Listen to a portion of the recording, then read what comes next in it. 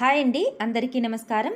వెంకటేశ్వర స్వామి అనుగ్రహం కలగాలంటే శనివారం చేసే శక్తివంతమైన పూజా విధానం గురించి ఇప్పుడు ఈ వీడియోలో తెలుసుకుందాం. కలియుగ దైవమైన వెంకటేశ్వర స్వామి వారు చాలా మహిమగల దేవుడు. వెంకటేశ్వర స్వామిని భక్తి శ్రద్ధలతో పూజిస్తే ఎలాంటి కోరికలైనా సరే ఇట్టే నెరవేరుతాయి.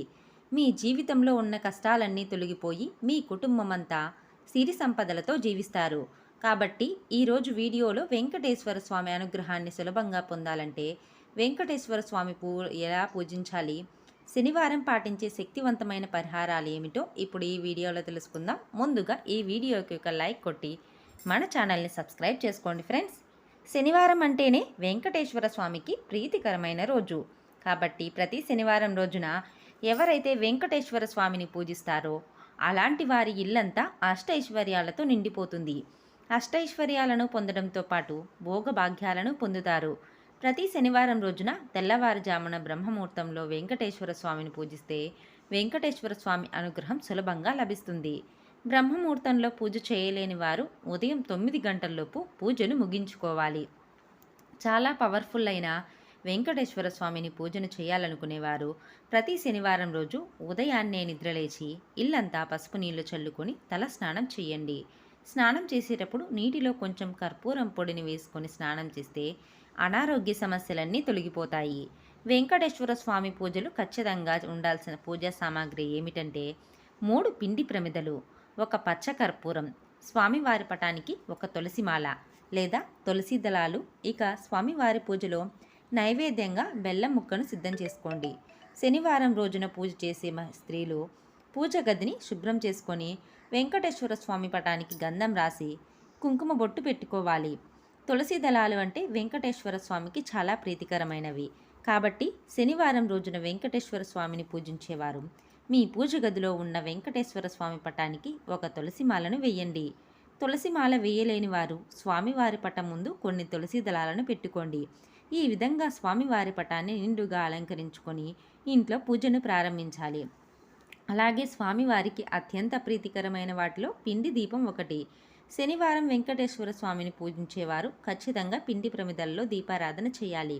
బియ్యం పిండితో కానీ గోధుమ పిండితో కానీ 3 పిండి ప్రమిదలను తయారు చేసుకోండి. ఈ పిండి ప్రమిదలకు కుంకుమ బొట్లు పెట్టి పిండి దీపంలో ఆవు నెయ్యి పోసి ఒక్కో ప్రమిదలో 7 ఒత్తులు వేసి వెంకటేశ్వర స్వామి పటం ముందు దీపారాధన చేయాలి. ఇక స్వామివారి పూజలో నైవేద్యంగా ఒక చిన్న బెల్లం ముక్కను నివేదించినా సరిపోతుంది. ఇలా వెంకటేశ్వర స్వామిని పూజించేటప్పుడు గోవిందనామాలు చదువుకుంటే స్వామివారి అనుగ్రహం ఖచ్చితంగా లభిస్తుంది. గోవిందనామాలు చదవలేని వారు ఓం గోవిందాయ నమః అనే మంత్రాన్ని 108 సార్లు జపించండి.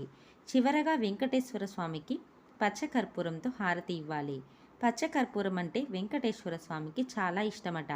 కాబట్టి ప్రతి శనివారం రోజున ఎవరైతే పచ్చకర్పూరంతో స్వామివారికి హారతి ఇస్తారో అలాంటి వారి జీవితంలో ఎలాంటి కష్టాలు లేకుండా వెంకటేశ్వర స్వామి ఆశీర్వాదం లభిస్తుంది. చివరగా వెంకటేశ్వర స్వామి వారికి ధూపం సమర్పించి 3 ప్రదక్షిణలు చేసి మీ మనసులో ఉన్న కోరికలను స్వామివారికి చెప్పుకుంటూ నమస్కారం చేసుకోండి. ప్రతి శనివారం ఇలా వెంకటేశ్వర స్వామికి పూజ చేయలేని వారు కనీసం పచ్చకర్పూరంతో హారతి ఇచ్చినా సరే ఆ వెంకటేశ్వర స్వామి ఎంతో సంతోషిస్తాడట. అలాగే ప్రతి శనివారం ఉపవాసం ఉన్నవారికి వెంకటేశ్వర స్వామి ఆశీర్వాదం ఖచ్చితంగా లభిస్తుంది. అలాగే మీకు ఎన్ని సమస్యలు ఉన్నా సరే ఒక్కసారి వెంకటేశ్వర స్వామికి ముడుపు కట్టండి. మీ సమస్యలన్నీ వెంటనే గట్టెక్కిపోతాయి. కోరిన కోరికలన్నీ నెరవేరుతాయి. వెంకటేశ్వర స్వామికి ముడుపు చాలా మహిమగలది. శ్రీ వెంకటేశ్వర స్వామికి ముడుపు కట్టాలంటే శనివారం రోజు ఉదయం నిత్య దీపారాధన చేసి ముందుగా వినాయకుడికి పూజ చేయాలి.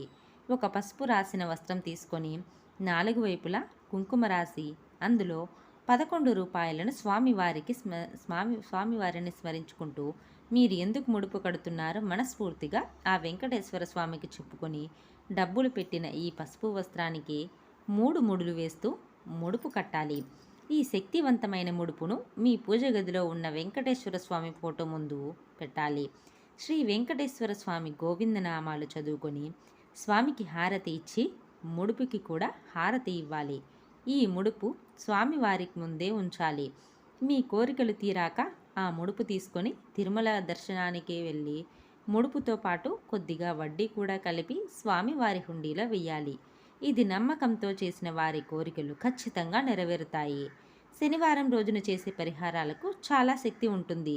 ఈ రోజున చేసే ఎలాంటి పరిహారాలైనా సరే ఖచ్చితంగా ఫలితాన్నిస్తాయి.